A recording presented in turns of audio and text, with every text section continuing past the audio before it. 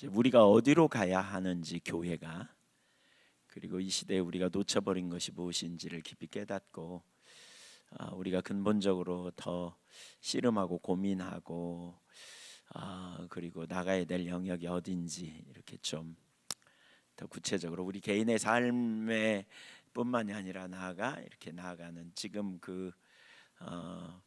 이제 오늘 그런 부분 다룰 거거든요. 나부터 변화돼서 가정이 변하고 교회가 변하고 세계가 변하는 이런 영역으로 하나님 우리를 부르고 계시다라는 거죠.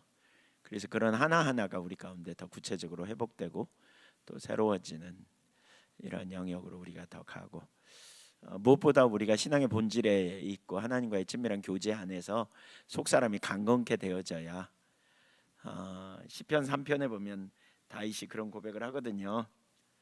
천만인이 나를 애워싸 진친다 할지라도 나는 두려워하지 아니하리로다. 그러니까 주님 안에서 확신을 갖고 이게 분명한 진리고 그 외에는 다른 대안이 없다는 걸 알게 될 때에 우리가 거기에 우리의 삶을 들여 헌신하며 나갈 수 있게 되는 거죠. 그런 우리를 통해 세상이 변하는 거예요. 그 전에 세상이 변하기 위해서 우리가 변하고, 더 나아가 세상이 변하는, 가정이 변하고 교회가 변하고 세상이 변하는, 이러한 사회가 변하는 이런 일들이 일어나게 되는 그런 일로 이제 우리를 하나님이 초청하고 계신다. 이걸 잘 인식하면 좋겠습니다. 오늘 6강 보죠. 이제 나눠드린 유인물 없으신 분은 저기 가서 받으시고요. 6강 하나님 나라. 하나님 나라. 라이프워크에서 인용된 글에 보면 왜 일하는가라는 연설에서 영국 작가 도로시 세이어스는 이렇게 말했다. 같이 읽어볼까요? 시작. 현실에 대한 교회의 장악력 중에서 가장 많이 상실된 영역은 다름 아닌 세속 직업에 대한 이해와 존중이다. 교회는 일과 종교가 별개의 부분이 되도록 방치했으며 그 결과 세상의 세속적 직업이 이기적이고 파괴적인 수단으로 완전히 변질되고 세상의 지적 근로자의 상당수가 반종교적이거나 종교에 관심을 잃어버린 상황에 황망해한다. 하지만 정말 황망한가? 우리 삶의 10분의 9에 전혀 신경 쓰지 않는 종교에 누가 관심을 두겠는가? 우리 성경적 세계관에 기초하여 통전적 진리, 공적 진리인 하나님의 말씀을 가지고 세상을 적극적으로 반영하는, 세상을 돌보는 자리까지 가지 못하게 되면서 나타나는 결과로 말미암아 교회가 세상을 잃어버린 거죠. 그렇죠? 그래서 세이어즈가 이 말을 남긴 데는 1940년대였다. 서글프게도 이 말 속에는 이 시대 하나님 교회의 모습이 거울에 비친 듯 그대로 나타난다. 이런 상황에서 교회는 다시 성경적 세계관을 회복한 채로 가야 한다. 이때 무엇보다 중요한 신학적 관점은 하나님 나라이다. 그러니까 하나님 나라 신학이 되게 중요하거든요. 하나님 나라 신학. 그러니까 교회사 전반에 퍼진 이원론, 영적인 것, 세속적인 것의 분리 때문에 하나님 나라에 대한 오해가 깊어졌다.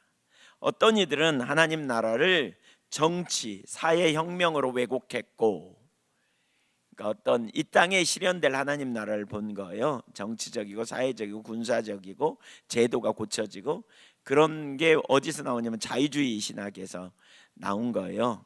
초월적 하나님 나라에 대한 개념이 없으니까 이 땅에서 실현된 하나님 나라는 정치이고 경제적이고 군사적인 제도가 뜯어 고쳐지고 이런 하나님 나라로 애곡한 거죠.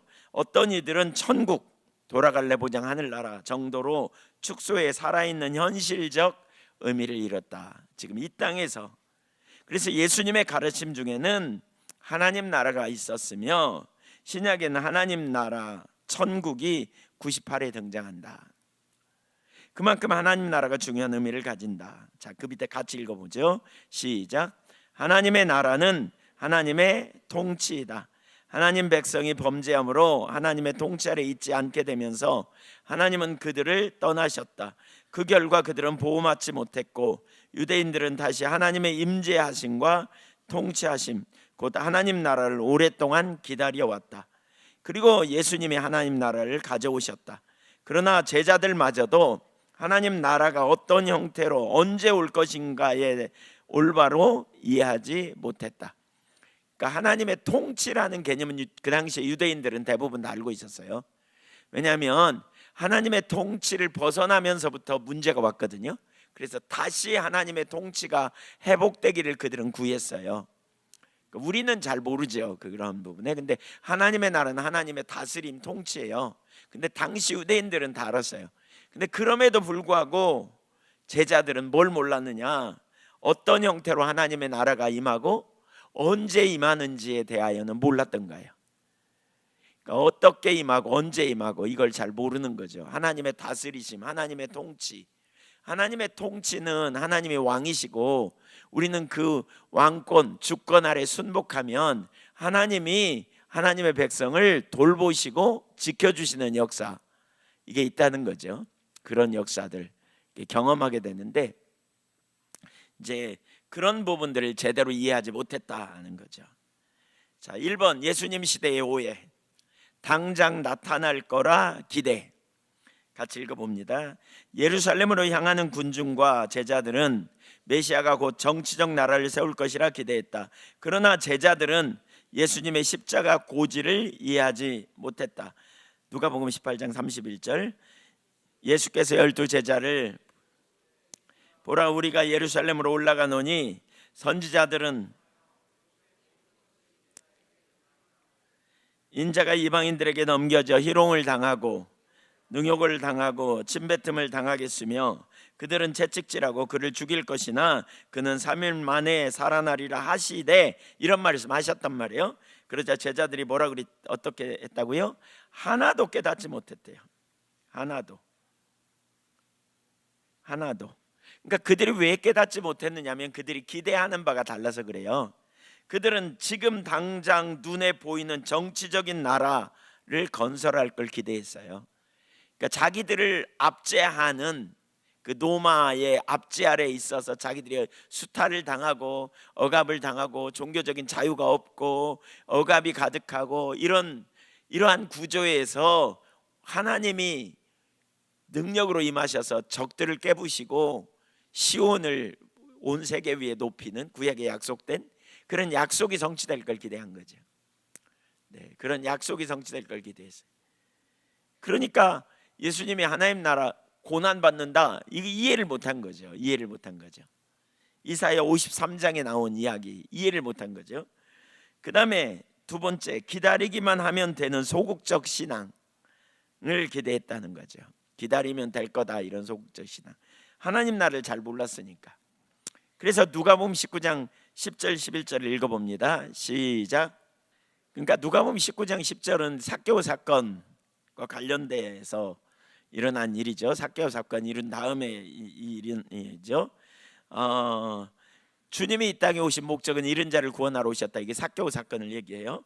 그러면서 11절에 이 말씀을 듣고 있을 때에 예수님이 비유로 말씀하세요. 그러니까 왜 이 비유를 말하냐면 하나님의 나라가 당장에 나타날 줄로 생각한 거예요. 이제 예수님이 올라가면 하나님 나라가 왔다 그랬지, 막 치유와 회복이 일어나지. 그러니까 예루살렘에 올라가면 왕으로 입성할 거다, 그러면 이제 하나님의 통치가 회복될 거다, 이런 기대를 가지고 있으니까 그거 아니요, 이렇게 말하는 거죠. 하나님 나라가 왔지만 아직 아니요, 이렇게 얘기한 거죠. 이걸 보여준 거죠. 자, A번 같이 읽어볼까요? 같이 읽으셔야 돼요. 시작. 열문화의 비유의 핵심 메시지, 거기 A번 있죠? 아니 열문화의 비유의 핵심 메시지 거기 안 했구나. 예수님은 은혜를 바로잡기 열문화의 비유를 사용하셨다. 12절 13절 한번 볼까요? 시작. 이르시되 어떤 귀인이 왕위를 받아가지고 오려고 먼 나라로 갈 때에 그 종 열을 불러 은화 열문화를 주며 이르되 내가 돌아올 때까지 장사하라 하니라. 여기 A번 하나님 나라가 이미 임했다. 그러니까 여기 어떤 귀인이 누구냐면 예수님을 가르쳐요. 예수님이 가셔가지고 왕위를 받아가지고 올 거라는 거예요. 그게 뭐예요? 그게 재림이에요. 재림. 예수님이 지금 이걸 상징적으로 비유로 말씀하는 거예요. 그러면서 뭐냐?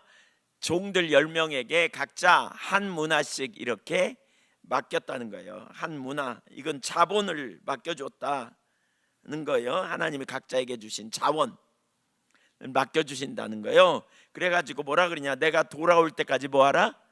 장사하라. 장사하라. 장사의 목적이 뭐예요? 남기는 거죠. 그렇죠? 이윤을 남기는 거예요. 그러니까 장사하라 이렇게 이런 비유를 지금 설명해 준 거죠. A번 읽어볼까요? 시작. 하나님 나라는 이미 임했고 아직 완성되지 않았다. 왕 예수님은 나라 통치권을 받기 위해 떠났지만 다시 오신다. 그 사이의 시간은 수동적 기다림이 아닌 적극적 활동의 시기다. 내가 돌아올 때까지 장사하라. 너희가 받은 것을 가지고 책임 있게 적극적으로 활용하여 결과를 내라. 예, 내가 돌아올 때까지 장사하라. 이 말은 내가 너희가 받은 것 갖고 책임 있게 적극적으로 활용하여 결과를 내라 이 말이에요. 특별히 기다리라 그랬어요. 이미 왔지만 아직 안 왔다. 그러면 그 종들은 뭐 하느냐? 받은 문화를 가지고 그 자본을 가지고 열심히 장사해서 남겨야 될 사명이 있는 거죠. 지금 그 얘기 하시는 거예요. B번 읽어볼까요? 시작. 제자 성도에게는 자본이 맡겨졌다. 그 종 열을 불러 은화 열문화를 주며, 은화는 하나님이 우리 각자에게 주신 모든 자원, 재능, 기질, 시간, 영적 은사, 신령한 복 등 이것을 쌓아두는 것이 아니라 사용하고 투자하라는 명령이 주어짐. 네. 그러니까 우리에게 재능, 기질, 시간, 영적 은사, 신령한 복, 타고난 재능, 습득된 기술 뭐 이런 것들을 가지고 사용하고 투자하라는 거예요. 제자들에게 지금 그 얘기하는 거예요. 10번. 하나님 나라 확장은 행동의 신학이다. 헬라어 명령 프라구 마테우오마이, 장사하라, 일하라, 실천하라. 성도는 창조적, 실질적, 적극적, 근면하게 하나님 나라 사명을 수행해야 한다. 예. 그러니까 프라그마테우오마이는 장사하라, 일하라, 실천하라 그 말이에요. 그러니까 적극적으로 우리가 사명을 감당해야 된다. 이거예요. 적극적으로 사명을 감당해야 된다. 세 번째 3번 하나님 나라 확장을 가로막는 두 가지 거짓 세계관. 시작. 운명론, 모든 일이 하나님의 뜻이라고만 여기며 책임과 실천을 회피하고. 그러니까 장사하라 그랬는데 안 해. 운명론 알아서 이제 우리 되겠지 뭐 이렇게 얘기하는 거죠. 나 예수 믿어, 나 천국 가. 그리고 내가 뭐 한다고 바뀌어. 주님이 다 알아서 하시는 거지. 주님이 능력인데 알아서 하시겠지 이렇게 말하죠. 운명론은 틀린 거예요. 잘못된 거죠. 운명론이 깨져야 돼요. 이건 합당하지 않은 거죠. 운명론이 그러니까 성경적 세계관과는 정말 잘못된 거죠. 네. B번 이원론. 영적인 것만 중요하고 세상과 일상은 덜 중요하다고 보는 사고. 이는 예수님의 실제적 사역, 치유, 먹이심, 정의를 부정하는 결과를 낳는다. 그 결과 예수님의 본을 따르기보다 수정적 자세로 성육신적 삶을 살지 못한다. 믿음이 사적인 영역, 이론적 영역에만 머무르므로 무력한 존재로 만든다. 여러분 가만히 생각해 보세요. 진짜 이렇게 가만히 생각해 보세요. 오늘날 진짜 많은 사람들이 예수 믿고 뭔가 기쁨도 있고 뭔가 그러기도 하지만 신앙생활 계속 해나가면서 계속 기쁨이나 성령으로 충만한 삶을 사나요? 그렇지 않죠? 네, 그렇지 않아요. 오늘날 너무나 많은 경우에 그러니까 영적인 거 생각하지만 현실적인 삶에서 우리가 뒷짐져요. 특별히 여러분 우리가 예정론을 잘못 해석하면 되게 위험한 게 구원받았어 우리 예정했어 우리는 택자야 그러니까 택자 불택자로 나눠가지고 하나님의 우리를 완전히 선택했어 그러니까 우리는 가만히 있어도 이 다음에 구원받을 거야 천국 갈 거야 이렇게 얘기하면서 안심하는 거죠. 그래서 슬금슬금 세상 사랑 타협하고 그리고 세상적인 방향으로 살다가 그럼에도 불구하고 난 천국 갈 거야 이런 확신 가지고 우리가 이렇게 소비적인 신앙을 보내는 거죠. 근데 그건 성경적이지 않아요. 당연히 하나님이 우리를 선택하셨어요. 택하셨어요. 그래서 우리가 구원받았어요. 그러나 우리를 선택하신 이유는 우리가 구원, 그리고 예수 믿고 구원받았다. 그래서 뒤에도 좀 나오지만 한번 따라주세요. 칭의, 성화, 영화. 칭의는 뭐냐? 우리가 예수 믿음으로 구원받았다는 거고요. 성화는 뭐냐면 구원 받아가는 거예요. 계속된 거룩한 삶을 삶으로 우리가 주님을 닮아가는 삶이에요. 영화는 우리가 이제 주님 나라 천국에 들어가는 삶이에요. 근데 그 이중 애정론 이런 거 강조하면 지금 여기 이원론에 빠지면 예수 믿고 나 천국 가 그러면서 성화의 삶은 거의 살지 않는 거죠. 성화의 삶은 거의 살지 않는 거예요. 그러니까 심각한 자리에 머물러 있는 거죠. 심각한 자리에 머물러 있어요. 네. 무력한 하나님의 은혜를 힘입어 동행하면서 진짜 능력 있는 삶을 살지 못하는 거죠. 매우 심각함. 네 번째, 여기에는 영적 전쟁의 개념이 있습니다. 이 13절을 킹 제임스 버전 성경은 이렇게 번역하는데요. 특별히 거기에 보면 occupy till I come 이라는 단어가 있죠. 그러니까 점령하다라는 단어예요. 점령하다. 이 말은 실제 영어 그 단어는 그 말이에요. 근데 이 말로 번역된 헬라어 명령 프라그마테우 오마이는 장사하다라는 의미예요. 그럼에도 불구하고 점령하다라고 번역한 것은 신학적인 의미를 담는 해석으로 봐야 돼요. 신학적인 의미. 어떤 의미에서 신학적인 의미가 있냐, 이걸 이제 잘 기억해야 돼요. 마태복음 11장 12절 한번 볼까요? 시작. 세례 요한의 때부터 지금까지 천국은 침노를 당하나니 침노하는 자는 빼앗느니라. 여기 이 단어가 되게 중요하거든요. 여러분, 하나님 나라에서 되게 중요한 개념이에요. 여기 침노를 당하다, 우리말로 침노를 당하다라는 말은 비아제타예요, 원어는. 근데 이거는 수동태로도 번역할 수 있고 중간태로도 번역할 수 있어요. 근데 수동태로 번역하면 어떻게 되느냐? 천국이 폭력적인 반대 세력, 예를 들면 헤롯, 바리새인, 서기관, 유대 종교 지도자들에 의하여 공격받고 있다, 이런 의미로 해석할 수도 있고요. 근데 지금 개역 개정 성경은 우리가 보는 성경은 그런 의미로 번역돼 있어요. 수동태로. 그러니까 헤롯, 그러니까 천국이 침노를 당한다, 그 말은 폭행당한다, 그 말은 빼앗기고 있다, 뭐 이런 의미. 이제 반대 세력에 의하여 이런 의미로 번역했잖아요, 수동태로 말하면. 그런데 중간태는 뭐냐면 반대예요, 반대. 천국이 침노한다는 거예요. 그래서 천국이 힘있게 전진하고 있다, 그리고 그 강력한 자들이 그 나라를 차지한다, 이 말이에요. 근데 이 번역이 훨씬 더 옳다고 봐요. 영어 NIV 성경이나 표준 세번역 등은 이 해석을 따라요. 거기 NIV 성경, 하늘나라가 힘차게 뻗어가 나가고 있다, 그렇죠? 힘차게 뻗어나가고 있다. 하늘나라가 강력한 능력으로 점령하고 있다는 거예요. 하늘나라가. 표준 세번역이면 하늘나라는 힘을 떨치고 있다, 이런 표현이죠. 누구를 통해? 힘을 쓰는 사람들이 그걸 차지한다, 이렇게 표현하고 있죠. 이게 무슨 얘기냐면 좀 뒤에 더 나눌게요. 이제 어쨌든 천국이 침노를 당해요, 침노해요, 침노한다, 그런 의미로 봐야 돼요.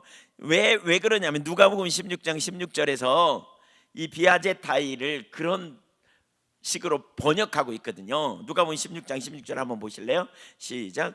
율법과 선지자는 요한의 때까지요, 그 후부터는 하나님 나라의 복음이 전파되어 사람마다 그리고 침입하느니라. 그리로 침입한다, 이게 비아제타예요. 그러니까 여기서는 중간태로 번역했어요. 그러니까 침노한다는 거예요. 침노한다는 거예요. 사람마다 그리 이렇게 적극적으로 들어간다, 그런 의미예요. 그렇다면 거기 그러니까 누가복음 19장 13절에 침노하는 자는 빼앗느니라 라고 말하는데, 여기서 그럼 침노하는 자가 누구냐는 거예요. 침노하는 자가 누구냐? 누가 천국을 적극적으로 확보하느냐, 넓히느냐, 하나님 나라를 세워가느냐는 거예요. 누가 수동적으로 막연히 있는 자가 그거 아니에요, 여러분. 이건 매우 적극성을 의미해요. 하나님 나라의 초청에 적극적으로 응하는 자들, 하나님 나라를 최우선 가치로 삼는 자들, 하나님 나라를 위해 기꺼이 대가를 지불하고 어찌하든지 하나님의 나라가 임하기를 원하고, 그래서 하나님의 뜻이 성취되기를 원하여 적극적으로 나아가는 자들, 이런 자들이에요. 이런 자들을 통해 하나님 나라가 임하는 거예요. 그러니까 여러분, 이게 이제 여기서 우리의 비전이 와야 돼요. 비전이, 여러분, 우리가 주님의 일을 감당하려고 하면, 그렇죠, 하나님의 뜻을 우리가 봐요. 여러분 여기 저를 보세요. 하나님의 뜻을 여러분이 봤어요. 이게 하나님 뜻이에요. 근데 하나님의 뜻을 내게 보이는 건 나로 그 일에 동참하도록 초청하는 거예요. 근데 그 일을 하려고 하니까 힘들어요, 안 힘들어요? 처음에 힘나서 하는데 보니까 대가 지불이 요구돼. 제가 죽전교회 얘기했잖아요. 그 마을 별로 이렇게 크지도 않은 마을이고, 근데 거기에 교회를 세우고 어마어마하게 하나님의 헌신하고 희생하게 했단 말이에요. 그 일에 젊은 날을 많은 사람들이 이렇게 헌신하고 희생해서 그 일을 했어요. 그러니까 하나님 편에서 뭐예요? 하나님의 한 영혼을 천하보다 더 귀하게 여겨서 그 마을을, 많은 사람들을 전도하려고 그렇게 하셨어요. 하나님이 사람을 쓰시기 때문에 우리를 통해서 그 일을 이루시는데, 우리가 그 일에 아버지의 마음을 가지고 동참할 때 그 마을에, 그 사람들의 마음에 하나님 나라가 임한 거예요. 누구를 통해? 누구를 통해? 침노하는 무리들을 통해, 헌신하는 무리들을 통해.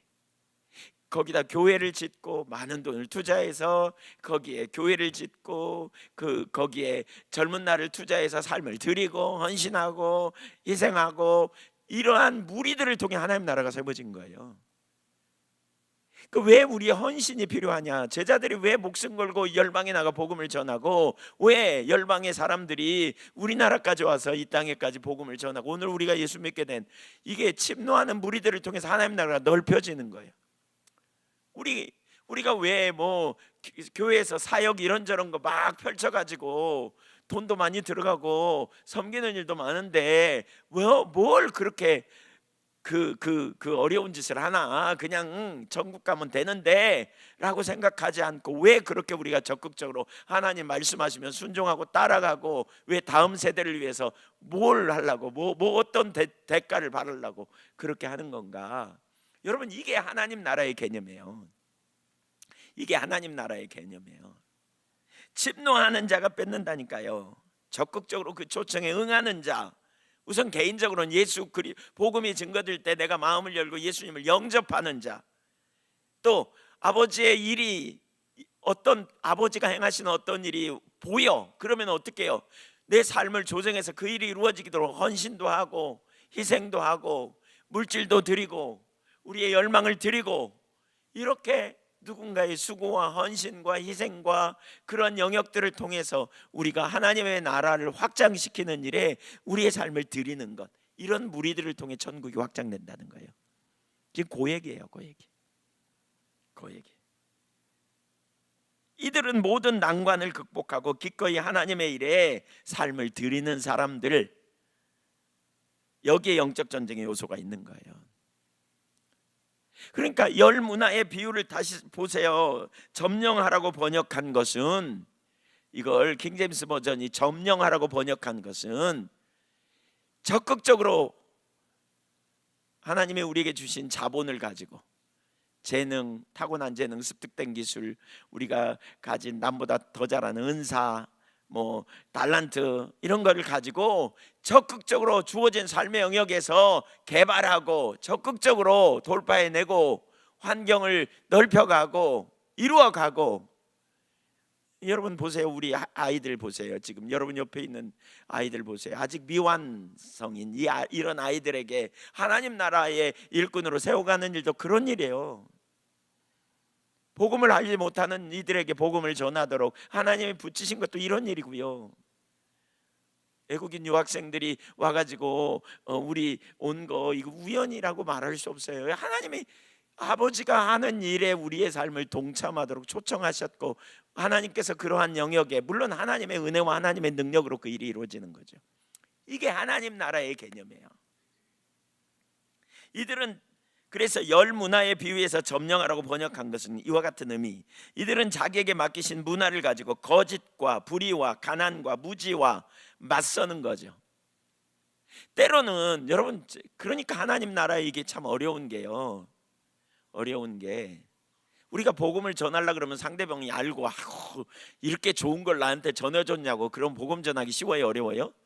쉬워요, 신나죠. 근데 그렇게 가면 저 사람이 나를 뭘 뺏으려고 그러나, 저 사람이 나를 귀찮게 하네, 저 사람이 왜 저러나, 저나 믿지, 이런 눈으로 바라보고요, 뭐 얘기하면 붙여주지도 않고요. 여러분 이래 보세요. 에이 그만둬, 나 안 할래, 안 할래.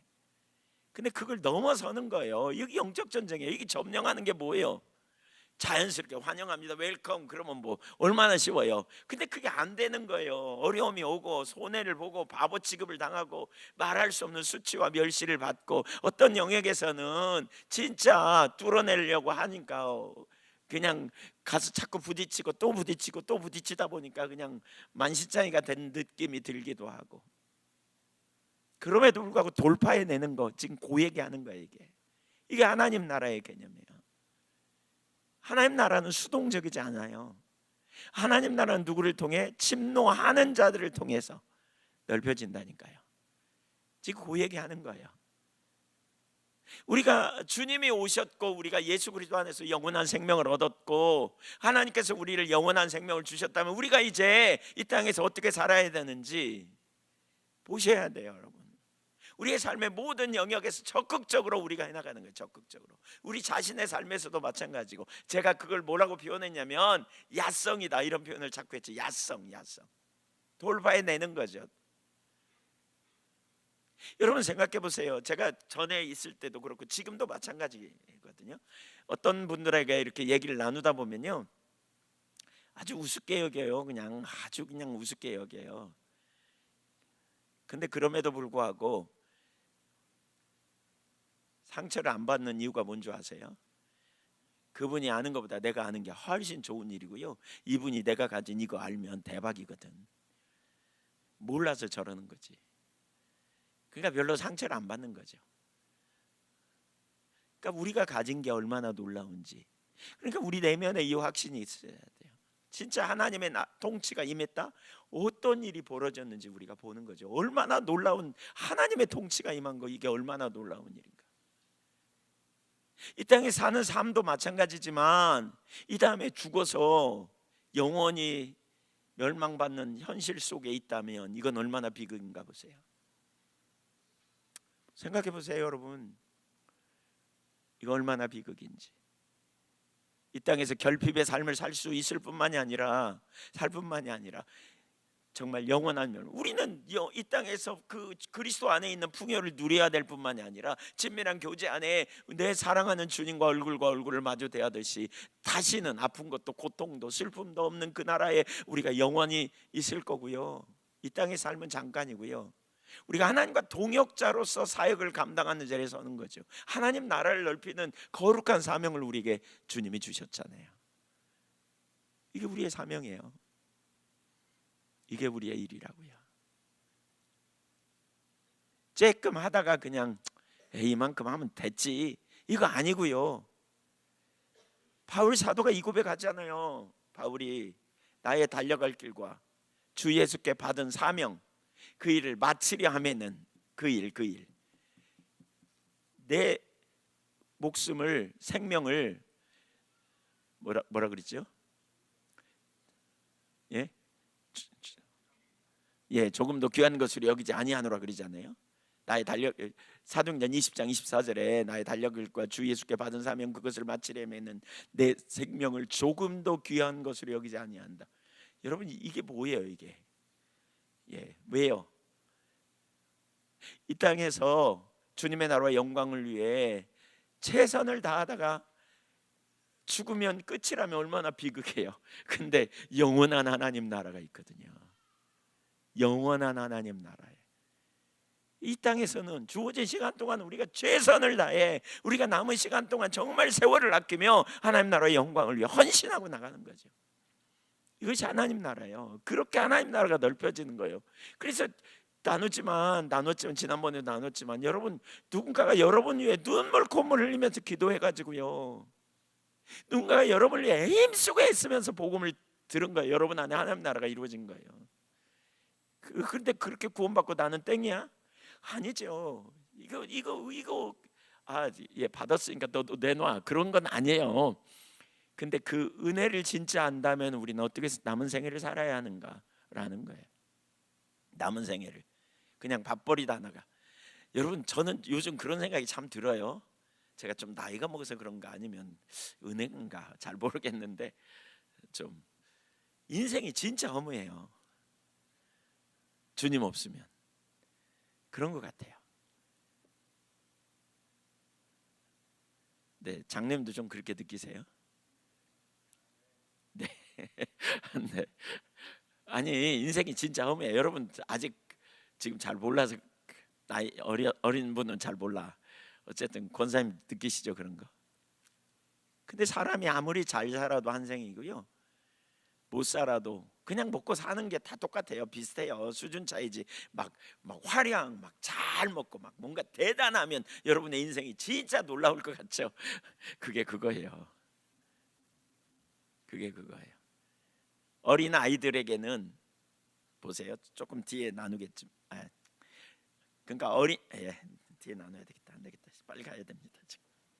자, 그래서 자신을 먼저 하나님의 통치에 내어드려 점령당함으로 킹덤아이저로 세상을 변화시키는 사명, 이것이 우리의 사명이다. 이게 우리의 사명이에요. 5번 하나님 나라 시민의 삶, 시작. 리처드 위버. 생각에는 결과가 따른다. 우리가 세상을 어떻게 보느냐가 우리가 무엇을 하고 어떤 사람이 되는지를 결정한다. 우리는 지금부터 영원까지 한 왕 그리스도의 사람이고 한 나라의 시민이다. 주인이 돌아오실 때까지 우리의 삶 전 영역에서 하나님 나라를 드러내야 한다. 하나님 나라는 단지 미래의 천국이 아니라 지금 여기에서 실천되는 하나님 통치의 현실이다. 네, 우리가 죽음 맞지 않고 주님이 오실 수도 있죠. 주님이 오시기까지 우리가 뭐예요? 최선을 다해 하나님 나라 백성으로 살아가는 거예요. 사실 무엇을 위해 사는지 우리가 돌아봐야 돼요. 여러분 인생의 목표가 뭔지 돌아봐야 돼요. 진짜 하나님 나라의 관점에서. 노년을 위해 준비하려고 돈 법니까? 아니면 돈 많이 벌어갖고 자녀에게 물려주려고 돈 법니까? 일하는 이유가 뭡니까? 왜 삽니까? 뭐 때문에 삽니까? 어디를 향해 갑니까? 우리의 진정한 목표와 목적이 뭡니까? 왜 우리가 자녀들에게 정말 그 열과 성을 쏟습니까? 이 아이들의 행복이 진짜 뭐라고 생각합니까? 성경적 세계관에 기초하여 하나님 나라라는 개념을 이해 못하면 우리가 세계관을 잘못 이해한 겁니다. 하나님이 얼마나 놀랍습니까? 그래서 하나님 나라는 미래의 천국이 아니고요, 지금 여기에서 실천되는 하나님 통치의 현실입니다. 6번째, 고람데오, 하나님 앞에서의 삶이 해답이다. 이 삶을 살기 위해서 고람데오가 해답이에요. 시작. 코람데오. 하나님 앞에서 하나님 면전에서 삶 전체를 하나님의 임재 안에서 하나님의 권위 아래 하나님의 영광을 위해 사는 태도. 하나님은 인간이 하나님과 친밀한 관계를 누리도록 창조하셨고 성막, 성육신, 성령을 통해 그 임재를 우리 가운데 두시고 친밀함으로 이끄신다. 코람데오는 유일한 청중, 하나님 앞에서 살아가는 신앙의 자세다. 네, 여기까지 보세요. 이거 정말 함축해서 쓴 거거든요. 하나님의 임재 앞에서, 하나님의 임재에 대해서 제가 최근에 요즘 많이 다뤘잖아요. 하나님의 임재가 얼마나 중요한지. 하나님이 먼저 우리를 찾아오셔서 함께 있기를 원하셨고, 하나님과 함께 있을 때 이스라엘 백성들, 특별히 아브라함, 이삭, 야곱, 하나님이 함께 하실 때 모든 약속이 성취되고 하나님과 분리될 때 어려움이 왔고 그랬잖아요. 하나님과 함께함이 우리에게 생명이고요, 진정한 능력이죠. 그래서 우리는 하나님의 임재 가운데 사는 것이 우리의 신앙의 핵심이에요. 하나님과 분리됨이 아니고 하나님 앞에서의 삶, 코람데오의 삶, 매 순간마다 성막, 성육신, 성령을 통해 우리 그 임재를 우리 가운데 두시고 친밀함으로 이끄시는 주님. 그래서 코람데오는 유일한 청중, 하나님 앞에 살아가는 거예요. 이게 우리 속 사람이 강건해지는 비결입니다. 이거 안 되면 자꾸 사람 앞에 보거든요. 사람이 어떻게 평가하나. 그러니까 여러분, 사람의 평가를 소중히 여겨요. 이건 우리의 체질이기 때문에 쉽게 이게 변하는데 시간이 참 걸리는 것 같아요. 근데 계속 주님을 알고 우리가 주님 앞에 일어나서 저녁에 우리 안에 거하시는 주님께 나가는 일을 자꾸 해봐야 돼요. 그걸 제가 어제 뭐라 그랬냐면 주님께 직면하는 거. 한번 따라해주세요. 하나님께 직면하자. 그러니까 저녁에도 하나님 앞에 직면하는 거예요. 하나님 앞에 나가는 거예요. 나를 세우는 거예요. 그분의 영광의 빛으로 나를 비춰달라고, 깨닫게 해달라고, 내 실상이 어떤지 보게 해달라고, 내 처지가 어떤 상태인지 알게 해달라고 주님 앞에 직면하며 나가야 돼요. 이게 실패했다, 죄 가운데 있다, 그러면 죄책감에 눌리지 말고, 말씀을 통해 실패한 게 깨달아진다, 그러면 눌리거나 도망가지 말고 하나님 앞에 직면하는 거예요. 나눴지만 말세의 종말에 하나님 앞에 심판이 있는 그때 하나님 앞에 서면 늦어요. 매번 하나님 앞에 서는 거예요. 그래서 내가 죄인이라고, 실패했다고, 넘어졌다고, 이게 나라고, 그래서 예수님이 필요하다고, 이렇게 계속 서보는 경험을 통해서 우리가 코람데오의 삶이 되어지는 거예요. 한계를 경험할 때 주님 앞에 나가 은혜를 구하고, 위기가 있을 때 주님께 건져달라고 구하고, 지혜를 달라고 구하고. 그러니까 매번 하나님께 따라서 하나님과 대면하자. 더 듣기 전에. 아멘. 이런 훈련이 돼야 돼. 이게 진짜 실제적인 영성 훈련이에요. 이게 실제적인 경건 훈련이에요. 우리는 믿음으로 의롭다 하심을 받은 자로서 매일 하나님 앞에 살아야 한다. 믿음의 삶에 이제 내가 육체 가운데 사는 것은 믿음 안에서 사는 것이다. 이 삶이 되어져야 강력함이에요. 이게 7번, 이제 우리가 하나님의 자원으로 사는 건데, 그거는 코람데오의 삶이라면 우리가 가야 될 방향이 뭐냐, 모든 영역에서 하나님께 영광, 이게 우리의 목표여야 돼요. 솔리데오 글로리아죠. 네, 그 나티너 읽어보죠. 하나님의 영광, 시작. 하나님의 영광은 하나님 되심의 본질이며 빛, 생명, 선함, 지혜, 영원성 등 하나님의 속성이 드러남. 창조, 구속, 역사 속 행하심 속에서 하나님의 영광이 나타난다. 인간이 할 모든 일은 하나님의 영광을 드러내기 위한 것이어야 한다. 하나님을 알고 그리스도를 본받아 자기 부인과 겸손으로 살아갈 때 가능. 예, 그러니까 하나님을 알고 그리스도를 본받아서 자기를 부인하고 겸손하게 주님을 향해 나갈 때 우리가 모든 오직 하나님께 영광, 솔리데오 글로리아, 이게 이제 그런 의미거든요. 모든 영역에서 하나님께 영광을 돌리는 삶이 가능하죠. 골로새 3장 23절 무슨 일을 하든지 주께 하듯 하라. 이런 이제 주께 하듯 우리가 해야 되는데, 구분된 삶이란 삶 전체를 하나님께 드리는 삶. 그 밑에 읽어보죠. 어떻게 우리가 영광 돌리는 삶을 살 수 있는지. 시작. 모세가 하나님이 맡기신 임무를 완수했을 때 여호와의 영광이 성막을 가득 채웠다.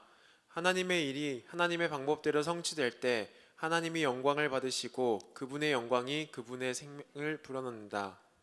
여기서 두 가지를 주목하게 된다. 첫째, 하나님은 우리 순종을 통해 우리가 하나님께 받은 임무를 완수할 때 영광을 받으신다. 둘째, 임무를 완수했을 때 하나님의 영광이 그 일을 변화시킨다. 네, 그러니까 하나님의 목적에 우리가 순종하되 충성을 다하여 그 일을 성취함으로 하나님의 영광을 받으시는 거죠. 그렇죠? 임무를 완수했을 때, 모세가 그 임무를 완수했을 때, 성막을 만들고 완수했을 때 하나님 영광으로 임하시잖아요. 지금 그 얘기하는 거예요. 예. 그리고 하나님의 영광으로 임할 때 그 일이 변화되는, 모든 크리스천은 솔리데오 글로리아를 위해 코람데오의 삶으로 부름받은 선교사다. 오직 하나님께 영광 돌리는 삶을 위해 하나님 앞에서 삶을 살아가는 거예요. 삶을 살아가는 거예요. 절 보세요. 잠깐 보세요.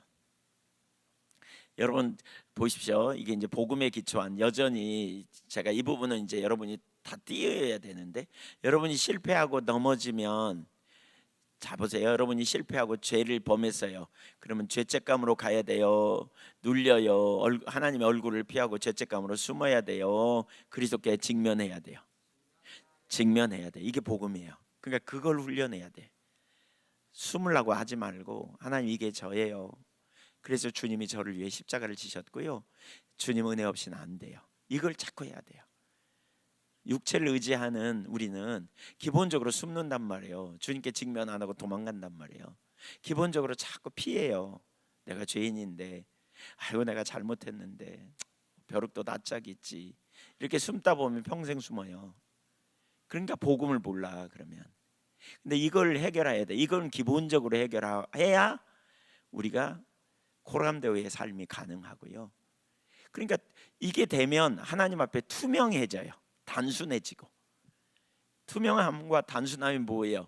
하나님이 보시면 우리 내장까지, 우리가 무슨 생각하고 있는지까지, 우리가 무슨 짓을 했는지, 무슨 판단을 했는지, 무슨 다른 사람의 욕을 했는지, 우리가 어떤 나쁜 행위를 했는지 다 아시는 거죠. 그러니까 회개를 그런 의식으로 회개도 하는 거예요. 주님 앞에. 그렇게. 그리고 이게 개발되면, 이걸 인식하게 되면 점점 우리의 삶에 죄, 실패감, 또 나쁜 행동, 말, 생각 이런 데서 점점 빨리 인식하면서 점점 그걸 차단하게 되는 거죠.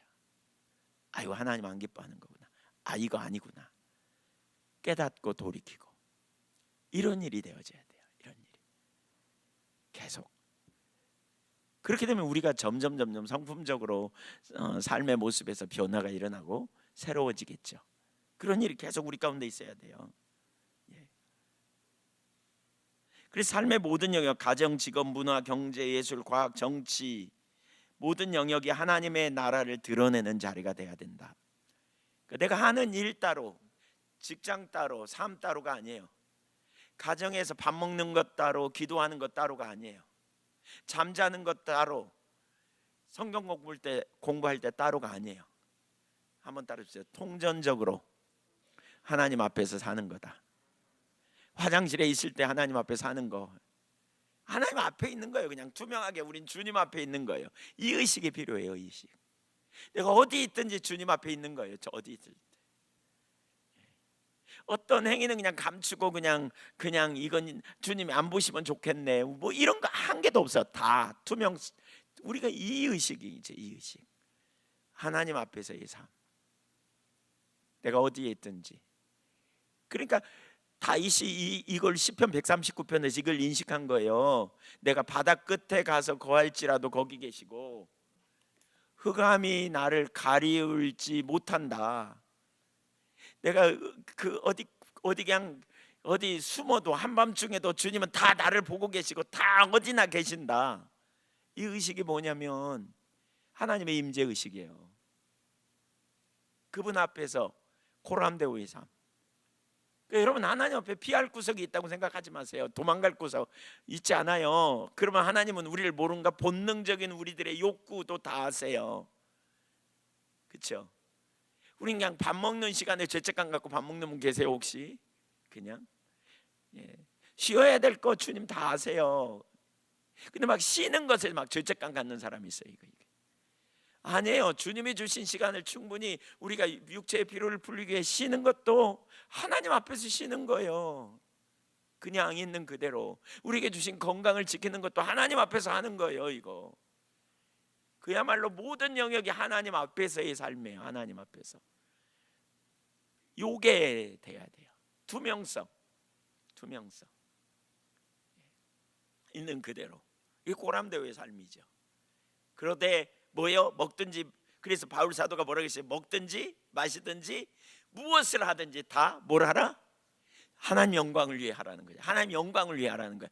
이게 두 가지 개념이 우리 가운데 분명하게 사로잡혀야 돼. 하나님 나라의 백성으로서 우리에게 사명을 주시고 하나님 나라를 돌파할 때 우리가 이게 가장 기본적인 영역이지만 매우 중요해요.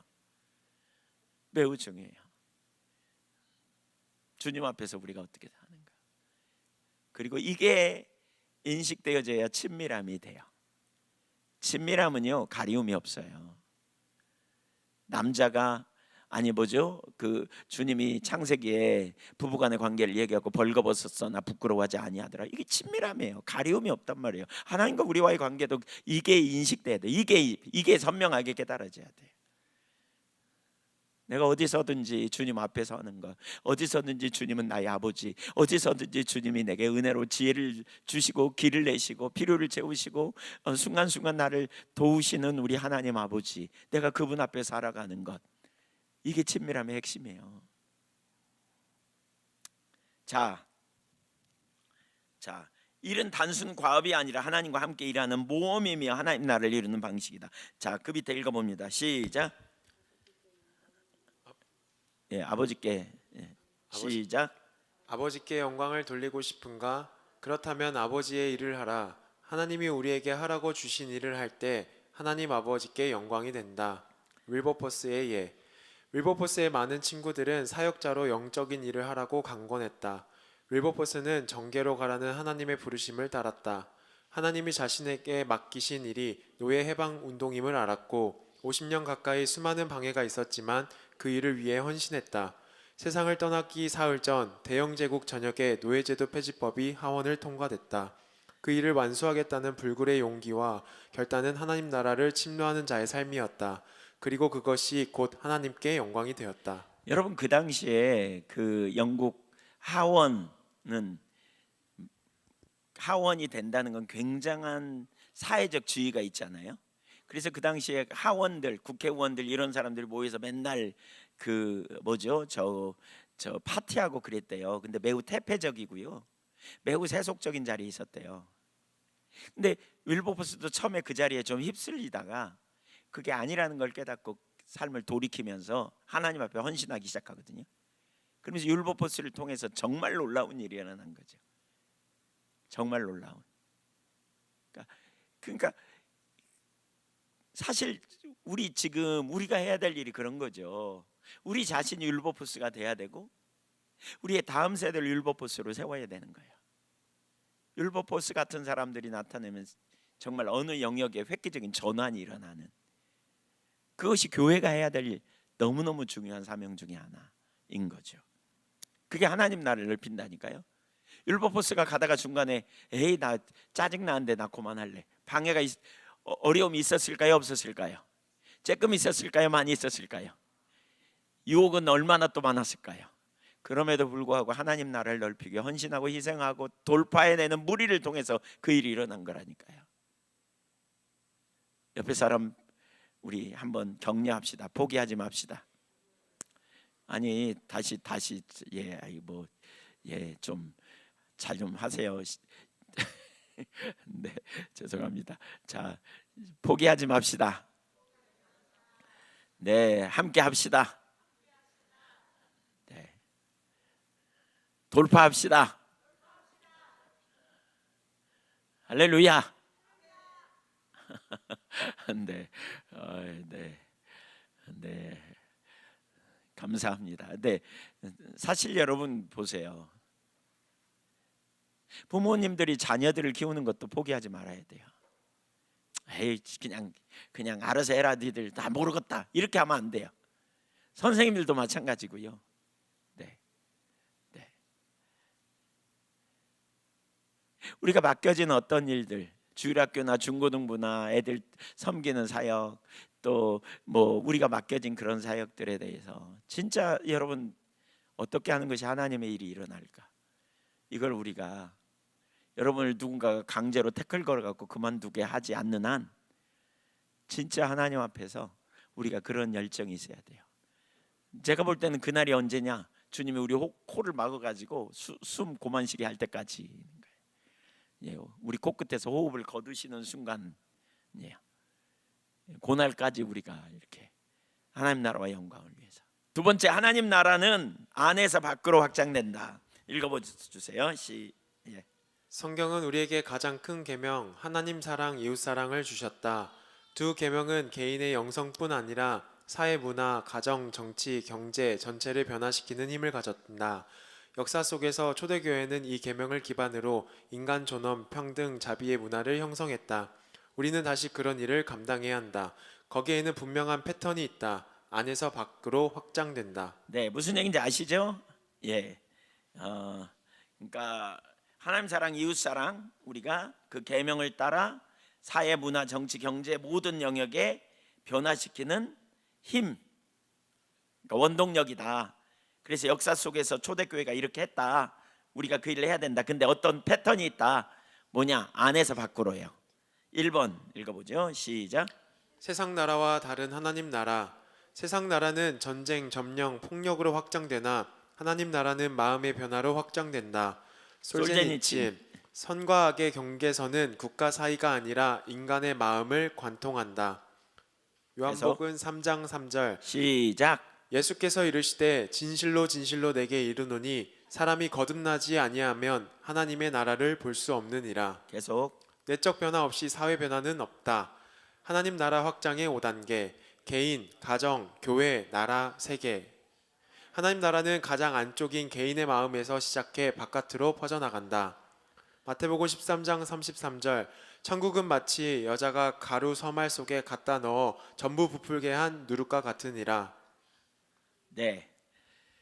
그러니까 안에서부터 밖으로 나간다. 그래서 마음으로부터 시작한다. 우리의 마음.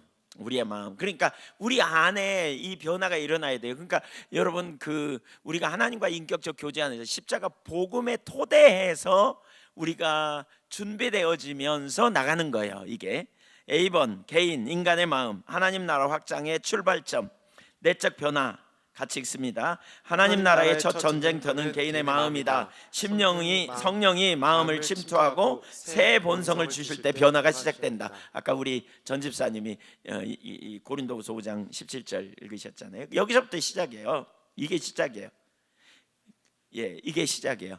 그러니까 우리가 이렇게 될 때 무슨 일이 벌어져요? 우리가 변하면 그 다음에 하나님 나라를 시작. 하나님 나라를 확장하고 싶다면 성김을 통해 하나님의 사랑을 드러내야 한다. 긍휼의 현장으로 갈 것, 상처 입은 사람들 속으로 들어가는 사마리아 전략. 우리가 다른 사람에게 영향력을 미치기 위해서는 성령의 역사와 그리스도인의 매력적인 삶. 이 두 가지가 같이 가야 돼요. 그러니까 아까 우리 조은양 권사님 얘기하셨지만 어떻게 복음을 전하느냐? 우리가 그 선한 사마리아 사람처럼 어려움 당하는 사람에게 찾아가는 일, 그게 이제 그리스도인의 매력이라는 거죠. 매력적인. 그 제가 그 얘기를 자꾸 해요. 제가 가만히 보니까 진정한 그리스도인은요 선해요. 진정한 그리스도인은 선해요. 선하다는 말은 뭐예요? 다른 사람을 잘 되기를 바래요. 다른 사람에게 잘 되게 하려고 애쓰는 사람이에요. 근데 왜 선할까 생각해 보니까 주님 닮아가면서 선해져요. 주님이 선하시기 때문에. 그래서 기본적으로 우리가 사역하며 우리가 누군가를 섬길 때 기본적으로 선한 마음이 우리 속에 있어요. 선한 마음이. 예. 물론 이제 우리가 선한 마음이 있지만 어떤 때는 표현하는데 상대편에게 우리가 잘못 말하기도 하고 잘못 행동하기도 해서 상처를 주고도 받을 수도 있지만 기본적으로 그런 중심의 선을 우리가 본다면, 상대방의 마음의 선을 본다면 우리는 그걸 이해하고 넘어가는 게 되게 필요해요. 그렇지 않으면 우리가 연합하기 어려워요. 왜냐하면 각기 달랐기 때문에요. 성장 환경의 여러 가지 상황 속에서 우리가 어려움을 당하기도 하고 사람 대하는 법을 잘 못 배우고 우리가 이렇게 되면 사람을 어떻게 대해야 되는지, 이럴 때 어떤 말을 더 해야 되는지 이런 거 잘 모를 수 있잖아요. 잘 몰라요. 그러니까 이제 우리가 그런데 기본적으로 선함. 그러면 이 선함을 가지고 우리가 하는 행동은 매력적인 행동이 되겠죠. 그래서 제가 아이들에게 세련돼야 된다 이런 얘기를 이제 막 하거든요. 매너도 세련돼야 되고 말하는 것도 세련되고 사람과의 관계 맺는 것도 더 세련되는 게 필요하다. 이런 게 성실성 이런 거 되게 중요하죠. 여러분 기본적인 매너 그리스도인들이 되게 중요해요. 되게 중요해요. 남을 배려하고 섬기고 이런 거. 그래서 아이들한테 그런 얘기 저가 가면 잔소리처럼 되게 많이 하거든요. 이것도 상당히 필요하구나. 이런 매너, 관리, 세련됨, 매력적으로 보이면 말씀이 증거되려면 이런 것도 되게 중요하구나. 그 애들한테 그런 거 많이 나누기도 하고요. 매력적으로 보이는 거 이게 뭘까요? 물론 뭐 그런 외형적인 거는 사실 덜 중요하죠. 어떤 영역에서는 뭐 우리가 손수건을 잘 쓰고 뭐 이런 뭐 여러 가지 그런 부분도 있지만 그건 덜 중요해요. 근데 진짜 중요한 건 뭐예요? 결국 우리가 주님의 선함을 반영하는 삶이 되는 거죠. 주님의 선함을 반영하는 이런. 그래서 우리가 매력적으로 섬기는 걸 통해서 성령의 조명하심이 역사할 때 다른 사람에게 영향력을 미치는 거죠. 이게 관계중심 전도이기도 해요. 자, 그 밑에 볼까요? 시작. 그리스도인의 매력, 하나님 나라 문화의 삼요소 진미선을 드러내야 한다. 진리, 무지, 거짓에 묶인 사람들에게 진리를 제공. 아름다움, 어둠 속 사람들에게 하나님의 아름다움을 삶과 관계, 예술로 보여줌. 선함, 부패, 불의 속에 정의를 구현. 예, 진선미 얘기하죠. 우리 진선미. 예, 이걸 우리가 구현하는 삶이 돼야 되는 거죠. 이 진리를 나누고 그다음에 하나님의 아름다움을 우리가 증거하는 이건 삶으로 우리가 선행을 베풀고 예술적인 그런 부분도 있지만 관계를 어떻게 풀어가고 적극적으로 사람을 우리가 그 어떻게 섬기고 뭐 이런 게 다 아름다움을 드러내는 거죠. 예술적인 당연히 그런 부분도 포함되고 우리 예배 음악을 통한 예배 뭐 이런 것 또 예술적인 우리 이런 교회 장식 이런 것도 다 당연히 포함되겠고요. 그러나 우리의 성품을 통한 이런 영이 또 당연히 포함되고 그다음에 선함은 정의죠. 정의. 부패 불의 속에 정의를 구현해내는 거. 하나님의 성경학교. 그래서 하나님이 우리를 성경학교로 입학시킨다 그 얘기예요. 마음과 생각과 행동과 사회 구조의 변화를 일으키는 가르치는 거죠. 읽어보세요. 성경적 세계관으로 생각이 변화되어야 행동, 가정, 사회가 바뀐다. 생각이 바뀌기 전에는 진리, 정의, 아름다움이 공동체에 들어갈 수 없다. 하나님의 말씀에 어긋나는 편견을 의식적으로 들춰내고 성경적 세계관으로 잘못된 가정들을 대체하는 일생의 여정을 시작해야 한다. 성경적 세계관으로 생각이 변화될 때에야 비로소 인간의 행동도 바뀐다. 그러니까 우리 지금 세계관 학교 이런 거 하는 거 지난번 동행학교 이런 거 하는 게 다 뭐냐? 첫 번째 이거 하기 위해서예요. 이거 하기 위해서. 예. 그럼 공부 열심히 해야 되겠어요? 안 해야 되겠어요? 해야 되시겠죠? 네, 공부 열심히 다 참석한 분들은 수료증 드립니다. 수료증 무시하지 마세요. 종이떼기 하나 준다 뭐 이러지 말고 다 놔둬보세요. 좋은 일이 있을 겁니다 아마. 예, 가봐야 알지만 하여튼 어쨌든 그래서 무슨 일이 벌어지냐 여기 밑에 보세요. 중요한 얘기입니다. 개인 변화가 임계 질량에 이르면 사회도 변화된다. 우리 교회 임계점이라는 게 있죠. 임계질량 이게 무슨 얘기예요? 물이 끓는데 끓는 점을 임계점이라 그러죠. 비행기가 이렇게 이륙하잖아요. 비행기가 근데 막 달리다가 어떤 시점이 되면 이륙하죠. 그 지점을 임계점이라 그래요. 그러니까 교회 안에 성도님들이 한 분 변화에 두 번 변화에 세 번 변화에 막 이러면 변화된 분들이 많아. 그 세계관이 돼. 그러면 다른 사람이 와서 엉뚱한 얘기하도 안 통해 이제. 이게 임계점이에요. 그러니까 이렇게 변하는 거죠. 우리가 그렇게 변하고 늘어나고 여러분이 있는 공동체에서 가정 안에서 공동체 안에서 이렇게 되면 가정이 변화되고 공동체가 변화되고 일터가 변화되고 삶의 현장이 변화되는 이런 일이 일어나는 거죠. 그래서 온 세계를 변화시키는 그러니까 개인의 변화로부터 시작되는 거예요. 이게 개인의 변화로부터 우리 한 사람 한 사람의 심령이 한번 따라해보세요. 생각이 중요하다. 생각이 결과를 가져온다. 생각이 되게 중요해요. 생각. 그래서 마음, 생각, 행동, 사회 구조의 변화 그랬죠. 우리 마음에 변화되면서 생각을 바뀌어. 생각이 보는 눈, 행동하는. 자, B번 가정. 하나님 나라의 첫 제도 읽어주세요. 창조 명령의 두 기능, 번성, 하나님의 형상을 담아 공동체 열방을 이루는 사회적 기능, 청지기 직분, 피조 세계를 돌보는 기능. 네, 계속. 자녀 교육의 1차 책임, 국가가 아니라 부모에게 있음. 지성과 영혼을 풍성하게 하고 창의, 덕, 탐구심을 키우는 것이 목적. 가정이 책임을 잘 감당할 때 건강한 가정이 되고 건강한 사회, 경제적 안정, 정의가 실현된다. 반면에 가정이 건강하지 못하면 사회가 어렵고 빈곤, 혼란이 심해진다. 부모는 사명의식을 가져야 한다. 오늘날 서구 사회는 개인주의와 자아도취로 가정이 해체되고 많은 문제가 발생한다. 사회 변화를 원한다면 개인의 변화에서 시작해서 가정, 교회가 변해야 한다. 여기 되게 중요한 얘기입니다. 여러분 부모님들 잘 들으세요. 자녀 교육의 1차 책임이 누구라고요? 부모님이에요. 1차 책임이 부모님이에요. 그러니까 부모는 자녀들에 대하여 성경적 세계관의 기초에서 나누는 거예요. 자녀들에 대해 훨씬 더 많이 관심을 가져야 돼요. 훨씬 더 많이 관심을 가져야 돼요. 그러니까 자녀들을 내 휘하에 두고 일희일비하라 그 얘기가 아니에요. 사실 여러분 가만히 보세요. 어렸을 때 가난하게 살았어. 이런 게 약간은 상처가 될 수도 있지만 그거 크게 상처되지 않아요. 진짜 문제는 뭐냐면 가정 불화예요.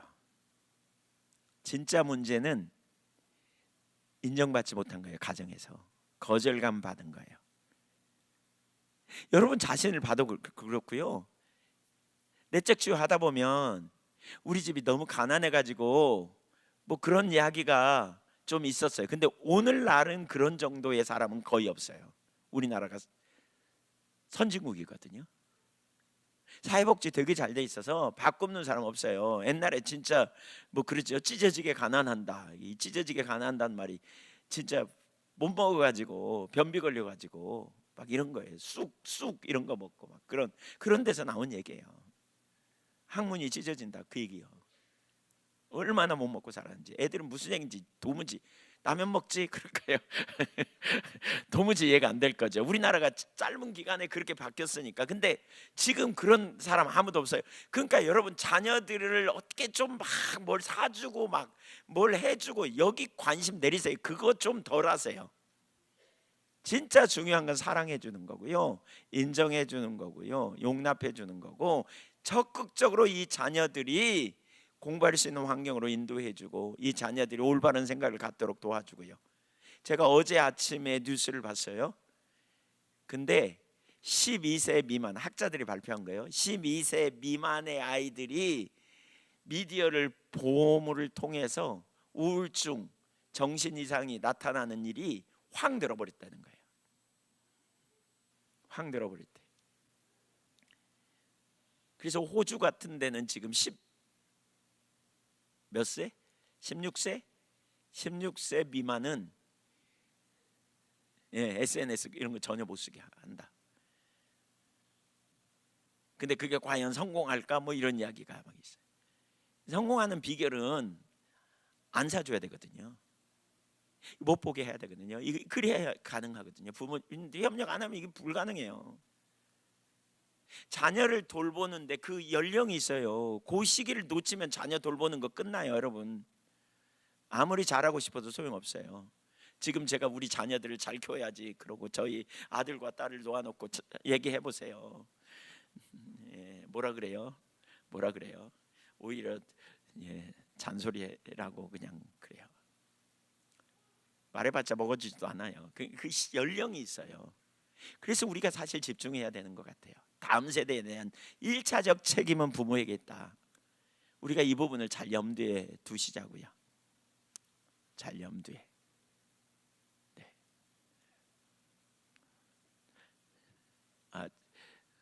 혹시 부모님들 저기 들으면서 혼나는 기분이 드세요? 아닌 거 아시죠? 네, 아닙니다. 전 여러분 편입니다. 네, 혼나는 거 아닙니다. 진짜 우리가 어떻게 같이 이 부분을 잘 해나가야 될까 이런 생각을 많이 합니다.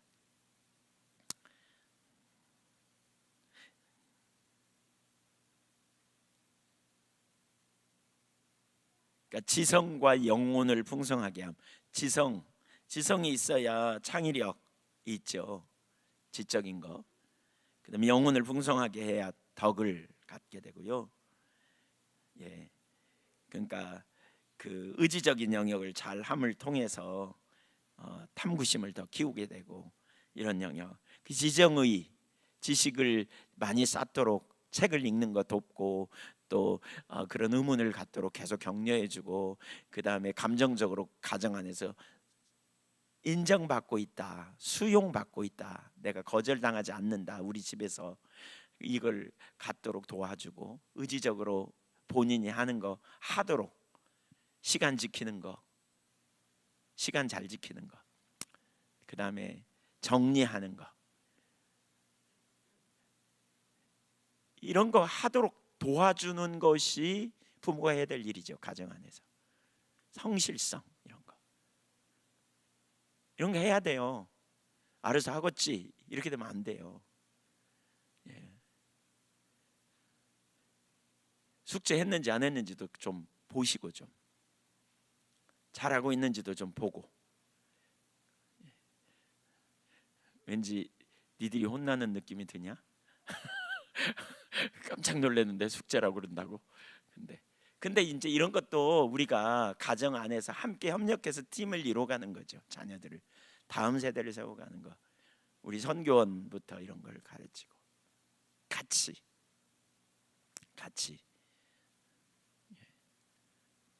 올바른 기준 가운데.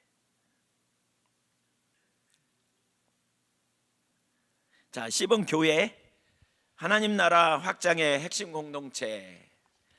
읽어봅니다. 시작. 교회의 역할, 하나님이 이 땅에서 하나님 나라를 위해 택하신 공동체. 정부는 칼을 사용하지만 교회는 성령의 검, 하나님의 말씀으로 일함. 하나님은 교회를 통해 하늘의 통치자 권세들에게 하나님의 지혜를 드러내신다. 교회는 하나님 나라의 가치가 사회로 흘러가도록 만드는 통로다. 온 세계가 지켜보는 가운데 성육신을 보이도록 부르심을 받은 존재다. 네. 그 다음에 계속 읽어주시죠. 교회가 사회를 치유하는 4가지 방식, 가치 치유, 진리를 제시하고 사랑과 진실함을 실천, 관계 치유, 용서, 화해, 연합의 모범, 공동체 치유, 고아, 과부, 약자, 이민자 돌봄, 문화 치유, 예술, 교육, 경제, 윤리 전 영역에서 하나님 나라의 아름다움과 정의 구현. 네, 교회는 하나님 나라의 가치가 사회로 흘러가도록 만드는 통로라 그랬는데 어떤 가치가 흘러가야 되는가? 성경적 가치가 흘러가야 되죠. 그래서 온 세계가 지켜보는 가운데 성육신을 보이도록 부르심을 받은 존재임을 우리가 기억해야 된다. 그 다음에 D번 세계, 나라 사회, 하나님 나라의 마지막 지평인데 지상명령의 세 차원 우리 나눴죠. 지리적, 수평적 차원, 딴 것까지 사도행전 1장 8절, 문화, 민족적, 수직적, 문화, 민족적 차원이 있는데 이건 수직적인 거죠. 깊이 모든 민족을 제자 삼는 거 마태복음 28장 19절. 그 다음에 우주적, 창조론적, 이건 모든 피조물, 크티시스, 만민에게 복음을 전하라 그랬죠. 만민, 우리말에는 근데 올 크리에이션, 모든 창조물에게 복음을 전하는 것. 하나님 나라는 사회 모든 영역 안으로 침투함.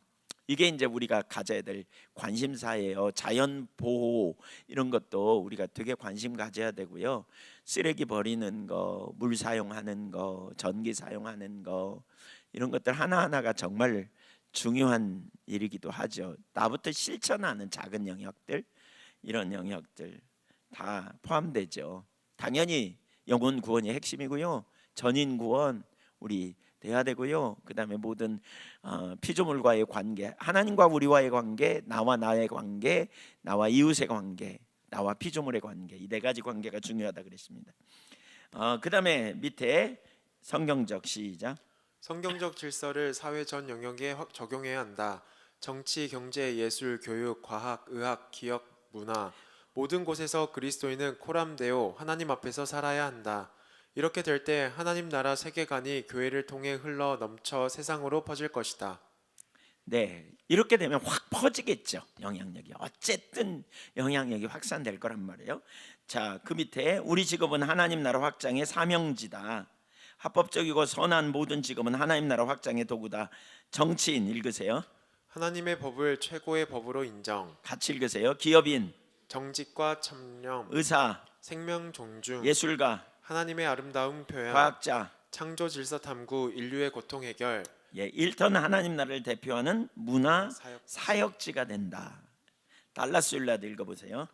달라스 윌라드는 예수님이 오늘날 오신다면 전자제품 점원, 간호사, 과학자, 건설 노동자, 교사 등 우리가 하는 어떤 직업도 하실 수 있다. 즉 모든 직업은 예수님이 일하실 수 있는 자리이며 우리도 그곳에서 하나님 나라를 확장해야 한다. 네, 우리가 뭐 가정을 돌보는 것도 포함해서 자녀를 키우는 거 모든 자리에서 우리는 하나님 나라를 실현할 수 있어요. 하나님 나라를 실현하는 거. 코람데오 하나님의 영광 이 두 가지를 생각했어요. 코람데오 하나님의 영광, 솔리데오 글로리아 하나님의 영광, 코람데오 하나님의 영광 이 두 가지를 항상 기억하세요. 하나님 앞에서 하는 거예요. 공부하는 것도 하나님의 영광을 위하여 하나님 앞에서 이 두 가지 항상 우리가 기본적으로 이게 하나님 나라 백성이에요. 우리가 뭐라고요? 기다리라는 거잖아요. 뭘 기다려요? 뭘 우리가 장사하라 그랬지. 장사하라. 하나님 주신 걸 가지고 최선을 다해 우리가 서는 삶. 그리스도인은 삶과 직업의 모든 영역에서 하나님 나라의 진리, 아름다움, 선함을 드러내어 사회와 세계를 변화시키는 문화 변혁의 촉매자로 부름받았다. 문화 변혁의 촉매자. 한 사람이 아무것도 아닐 수 있지만 수많은 사람 앞에서 한 사람으로 인하여 수많은 사람의 생각이 바뀔 수도 있어요. 그게 너희는 세상의 빛과 소금이라 그러죠. 한 사람이 끈질기게 일어서서 그거 아니라고 말하면 사람들이 당연하게 여겼던 거를 생각해보고 돌아보고 전환하고 이렇게 나오겠죠. 왜 그런지를 나누고.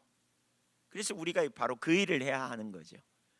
천만인이 다 옳다고 해도 아니라고 말할 수 있는 그 자리에 서는 거, 이런 거 되게 싫어하는 사람들 많죠. 근데 우리가 그렇게 서는 것이 하나님 백성으로서 우리가 해야 될 자리인 거죠. 세 번째, 마지막, 성문을 책임져라.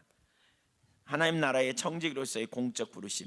1번 성문의 의미와 부르심. A번 읽어보세요. 성문, 공적 삶이 이루어지는 핵심 장소. 고대의 성문은 단순한 출입문이 아니라 상업, 경제활동, 율법 낭독, 공적 진리의 선포, 재판, 법적 분쟁 해결, 통치, 행정, 정보소통, 집회 담론이 이루어지는 사회 중심 공간이었다. 오늘날로 말하면 일터, 정치, 행정, 교육, 문화예술, 미디어, 공공담론의 장을 의미한다. 네, 그러니까 모든 공적인 행사가 이루어지는 곳이 고대에는 성문에서 일어났어요. 성문 앞에 넓은 터. 오늘날로 말하면 애국에 가면 오늘날로 말하면 어디에 시청 광장 앞에 같은데 이런 데죠.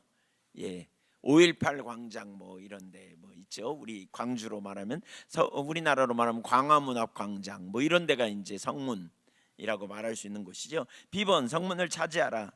근데 어떻게 차지하냐? 우리는 지배가 아니라 칼이 아니라 말씀으로, 무력이 아니라 섬김으로, 섬김의 영향력. 창세기 22장 17절 18절 같이. 우리 학생들 소리가 안 나는 것 같은데 시작. 내가 내게 큰 복을 주고 내 씨가 크게 번성하여 하늘의 별과 같고 바닷가의 모래와 같게 하리니 내 씨가 그 대적의 성문을 차지하리라.